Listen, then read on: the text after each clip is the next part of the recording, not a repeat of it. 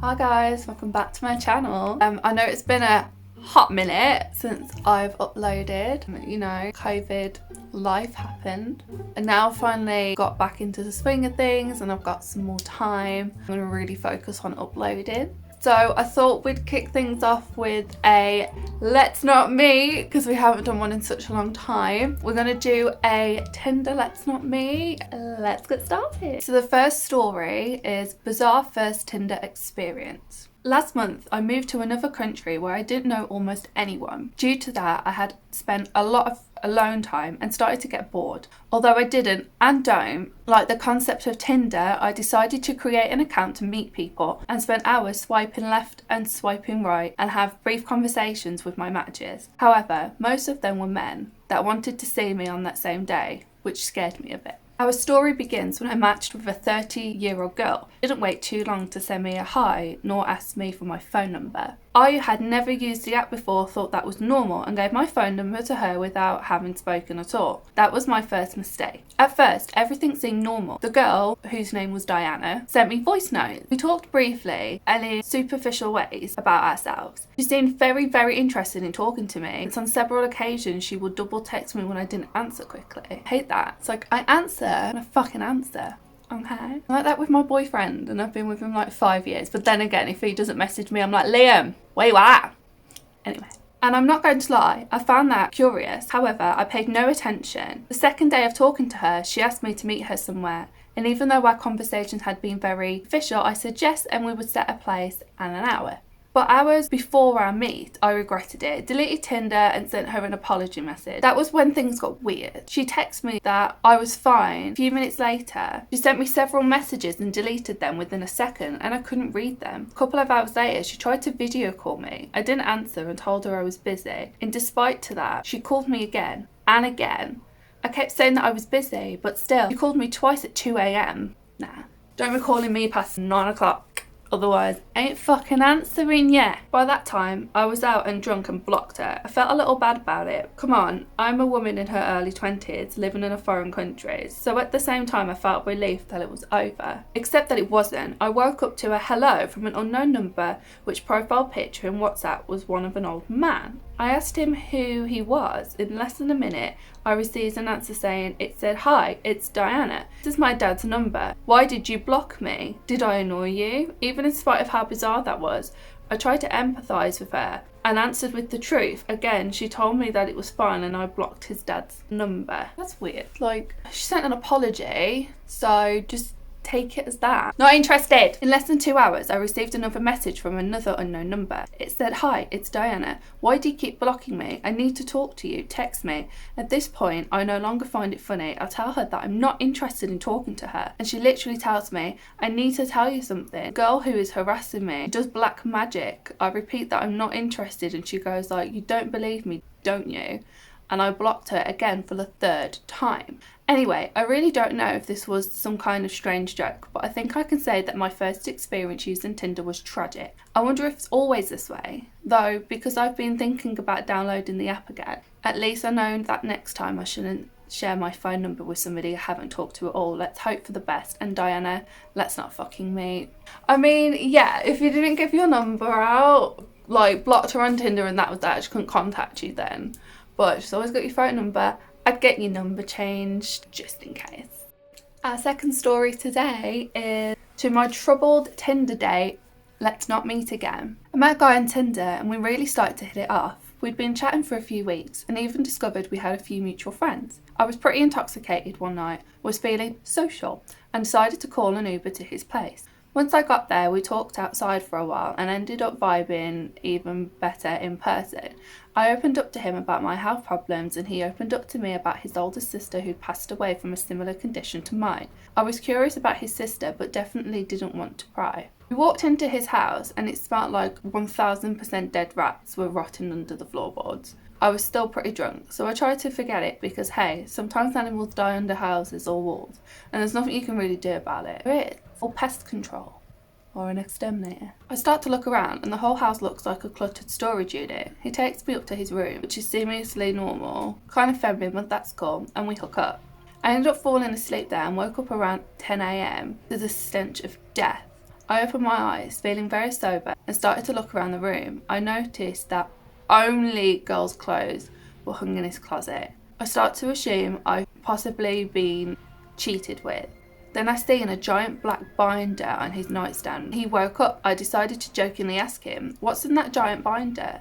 Turns out it was every single episode of Golden Girls printed out. He said he read it at work and it's the only show he'll ever watch. Okay, I asked him what he did for work, something I definitely should have known at this point, and he dodged the question. I sat up and looked at the pillow I'd been cosily sleeping on and had no pillowcase. It was covered in what looked like to be old blood. It looked like the blood had been coughed onto it. I started putting the unpleasant pieces together. I asked as sensitively as I could, "Hey, was this your sister's room?"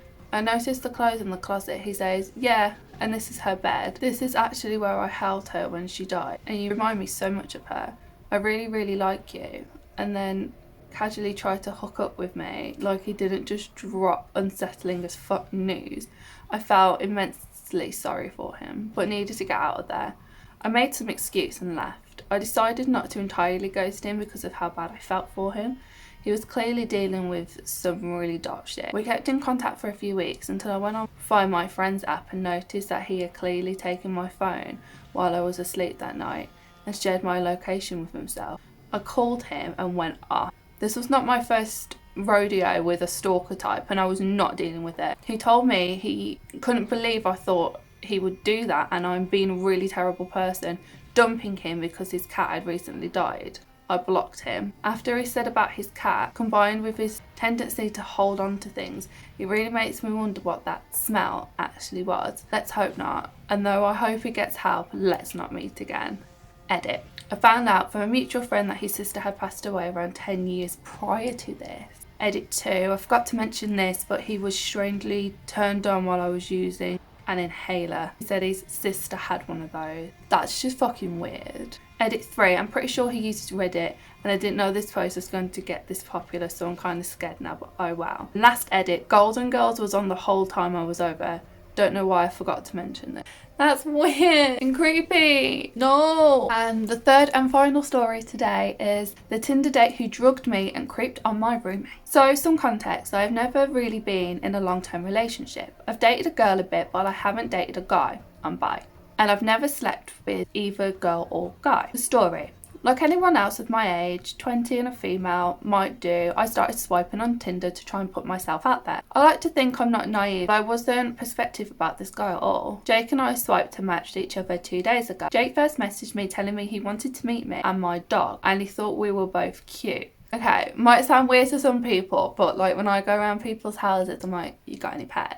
You got a cat?" Yeah, if I saw somebody's dog, I'd be like, "Do you want to meet up?" It's not for you, it's to see the dog. Okay. Liking his directness, I said we should meet up. The night the first red flag waved, when I didn't answer him back immediately, he messaged me asking if I was detecting negativity. Chalking it up to nervousness, I apologised and explained why I didn't answer and all was good. I then planned to meet up last night at a bar. Flag number 2 was waved when I arrived at the bar. It's important to note, in the state I live in, any place selling liquor can't let anybody in who's under 21. I didn't know this and had been reassured by Jake that I could get in no problem. Of course, this wasn't true. Luckily, in retrospect, unfortunately, seeing my birthday was in a week, the bouncer let me in anyway. Within minutes, Jake was at the bar too. Meeting this guy, he seemed normal. Red leather jacket, Chuck's typical normal dude. He orders me a gin and tonic and one for himself, and we settle in and talk. He tells me about his life. He's rich. And his family and I do the same. We play pool at one point. Put my drink down. This is when things get a little blurry. I can't remember most of our conversation up until we happened to get back to my place. I remember us leaving, us getting in his car and us getting back to near my place.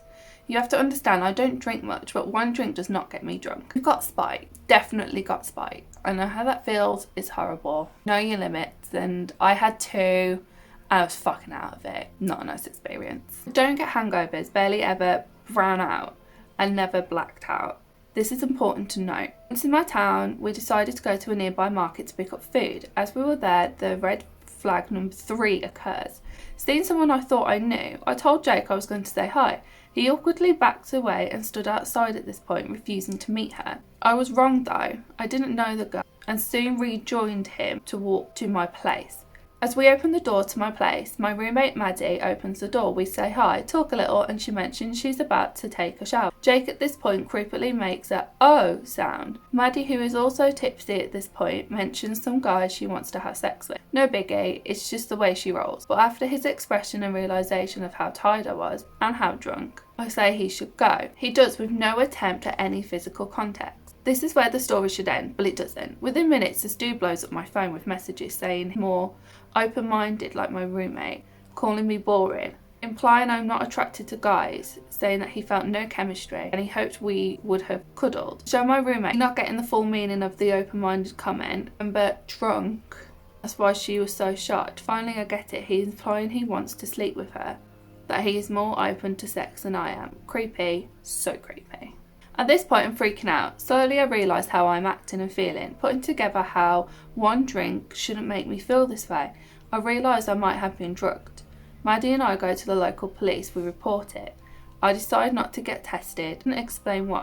But until you're in my position, possibly drugged at 3 AM, embarrassed, worried you're wrong, worried you might be charged for underage drinking, it's a lot harder than it looks to go through the whole process. I mean, it is. Like, my boyfriend wanted to call a paramedic when I was like, I think I've been spiked. But it's the fact of, like, they come round and you think they're just going to look at you and they'll just like, oh, she's just a drunken mess, she's just drank too much. Even though I probably should have got checked out, I didn't. And I do regret that, but being in that position at that time, your mind thinks completely differently. Anyway, the story ends like this. He's blocked. I'm terrified because he knows where I live, and with me sleeping off whatever's in my body. Jack from Tinder, not me again, and please stop drugging girls. Also, stop creeping on people's roommates. It's fucking gross.